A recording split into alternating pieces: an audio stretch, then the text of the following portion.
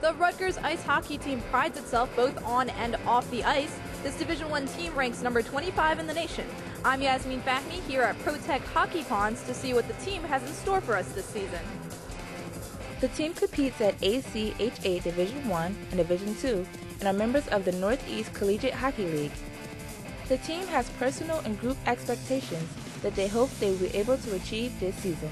Personal expectations for this season is to get back to the national tournament, win our conference, make sure that we are in the national tournament, and once we're there, we want to win at least one game. The Rutgers hockey team won a share of their conference games the past 3 seasons, as well as competed at the ACHA Division I National Tournament for the first time in school history. I learned that we can compete with anybody in the nation. We can compete with the top teams, and we can beat the top teams, and that we're definitely, of course, at our level throughout the country.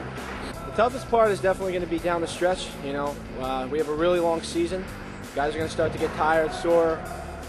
Definitely to keep our heads about us, keep our wits about us, stay in the gym, keep working hard, and stay healthy. Coach Andy Goydich pushes the team to their full potential and expects nothing but the best from these skating Scarlet Knights. Coach is here, for us at all hours of the day, willing to do whatever he can for us.